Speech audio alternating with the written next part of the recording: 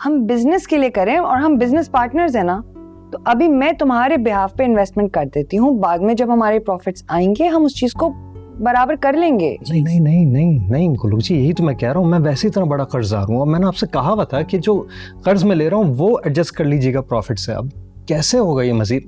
मुझसे नहीं हो पाएगा, नहीं हो सकता ये। कोई और तरीका है नहीं ना, तरीका यही है। इसी तरह पैसे की रोलिंग होती है, और जो भी तुम्हारे मसले हैं, जब बिजनेस बढ़ेगा, प्रॉफिट्स बढ़ेंगे, हर चीज स्टेबलाइज हो जाएगी। तेज रफ्तार बिजनेस वर्ल्ड को समझना पड़ता है, वहां ये सब करना पड़ता है। पैसे की रोलिंग जरूरी है हुमायूं। मुझे ये तेज रफ्तार वाली जिंदगी से कोफ्त है।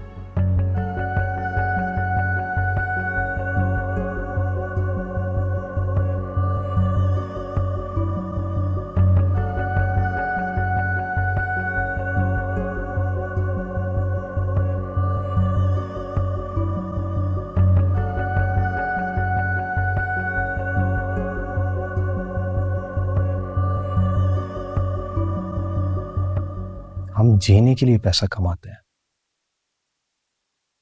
पैसा कमाने के लिए नहीं जीते हैं।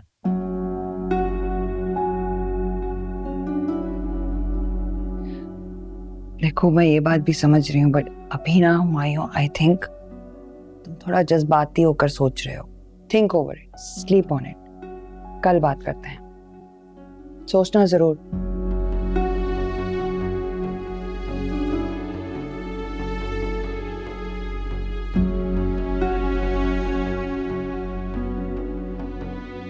ठीक है, आप ढूंढिए मेरे लिए एक माकूल सा रिश्ता, और फिर एक शर्त है मेरी।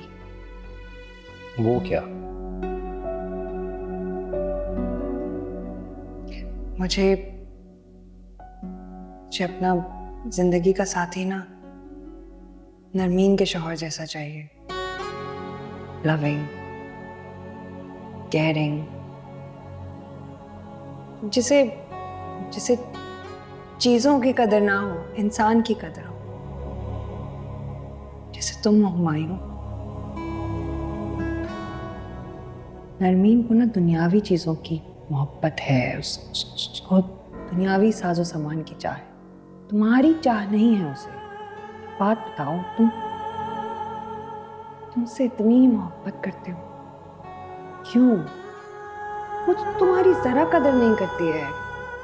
मुझे ना ये बात बिल्कुल समझ में नहीं आती, इसलिए बार बार मैं पूछने पर मजबूर होती हूँ, ऐसा क्या है, इतनी मोहब्बत कैसे?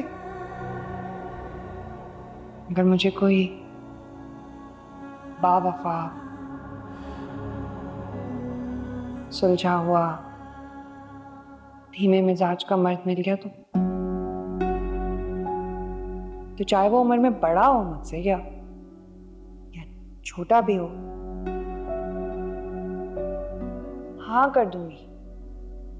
चाहे शादीशुदा हो अम्मी, हाँ कर दूंगी।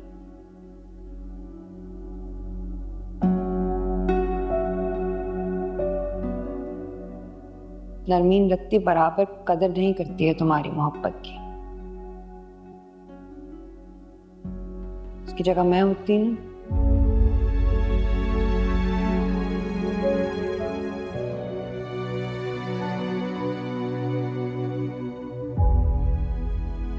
नरमीन मोहब्बत नहीं करती है तुमसे, ना कल करती थी, ना आज करती है, और ना ही आइंदा करेगी।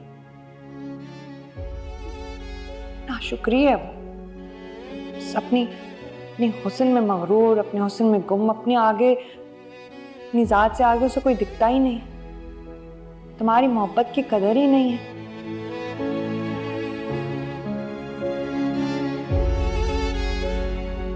हुमायूं, हम एक काम करते हैं, हम ना अपना मकान बेच देते हैं और गुलरों के मुंह पर उनके पैसे मांगते हैं, ताकि एहसान तो उतरे हमारे सर से।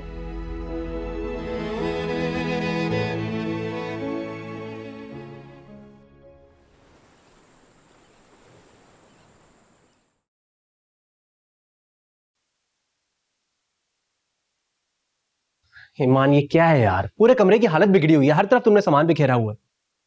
यार तलहा, प्लीज, कर लूंगी मैं। अभी वैसे ही इतना सारा काम पाइला पड़ा हुआ है, मुझे देखने दो पहले।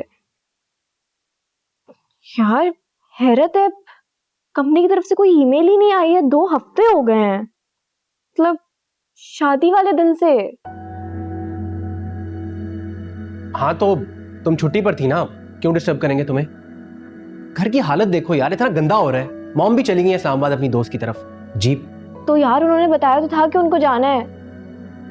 उनका सर्कल ठीक है, लाहौर इस्लामाबाद हर जगह फैला हुआ है। और एक मैं हूँ, दोस्त के नाम पे सिर्फ अनम, और कोई है ही नहीं।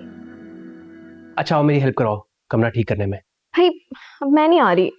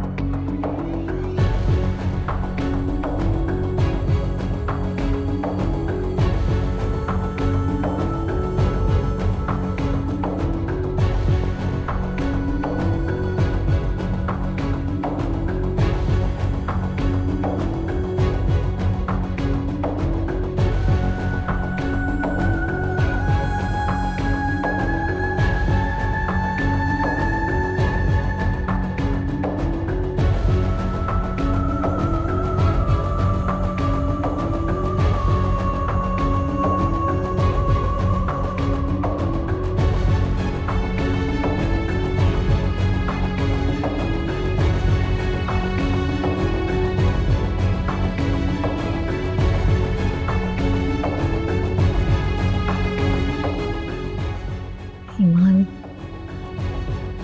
तुम तो कुछ सुनने के लिए तैयार ही नहीं हो। तला तुम्हारी औकात से बढ़कर है, उससे दूर रहो। तला ना डेंजरस लड़का है, तुम्हारे काबिल नहीं है।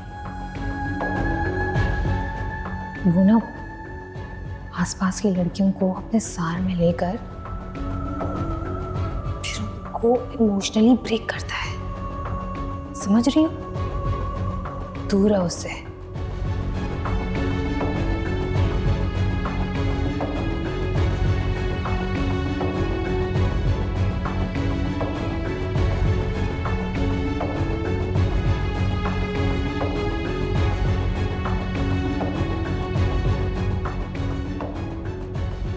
देखो ईमान, बहुत पछताओगी तुम।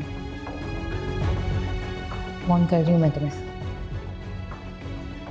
देख लेना।